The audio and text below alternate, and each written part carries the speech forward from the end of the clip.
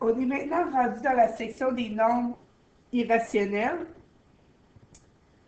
Donc, un nombre irrationnel, c'est un nombre qui ne peut pas s'écrire sous forme de fraction, donc sous la forme m sur n. Donc, nous, qu'est-ce qu'on a à faire? On doit déterminer si c'est un nombre rationnel, donc qui est l'inverse d'irrationnel, donc qui peut s'écrire sous forme de fraction, ou irrationnel. Donc, racine de 14, on met ça dans notre calculatrice, 3,74165738, et ça continue comme ça, sans jamais se terminer. Donc, ce nombre ici est irrationnel, car il ne se termine pas. Donc, car il ne finit pas. Ou si on préfère, infini. Il peut y avoir certains nombres qui ne se finissent pas, mais qui vont être rationnels. Donc, je vais juste vous écrire un petit exemple ici. Par exemple, si on avait 3,33333 périodiques, quand ce que c'est périodique, c'est un nombre rationnel, parce qu'on peut le réécrire comme étant 3 périodiques. Si on a quelque chose comme ça, 3,741741741 et que ça continue, c'est aussi un nombre rationnel parce que c'est périodique. Donc, certains nombres, un groupe de nombres se répètent.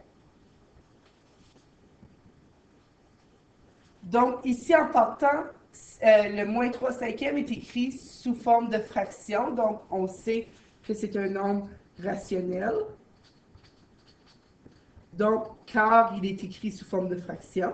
Donc, il est écrit en fraction. Ou si on le met dans notre calculatrice, on s'aperçoit que ça, c'est égal à moins 0,6. Donc, c'est un nombre décimal fini. Donc, un nombre décimal fini.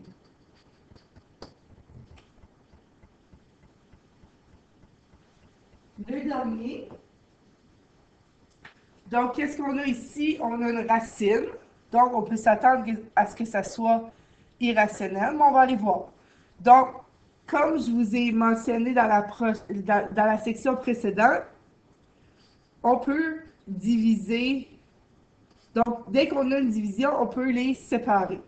Donc, au lieu de faire racine de 8 sur 27, on peut tout simplement le séparer comme ça. Racine cubique de 8 nous donne 2. Pourquoi 2 fois 2 fois 2?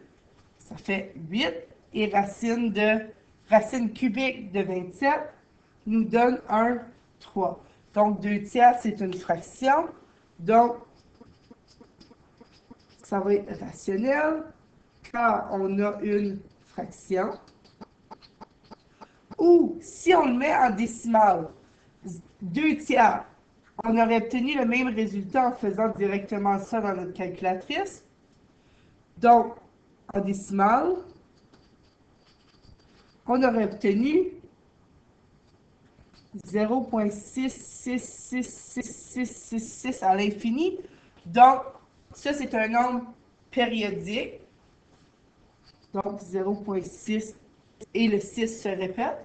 Donc, pour ces deux raisons-là, on peut dire que ce nombre, racine cubique de 8/27e, est un nombre rationnel.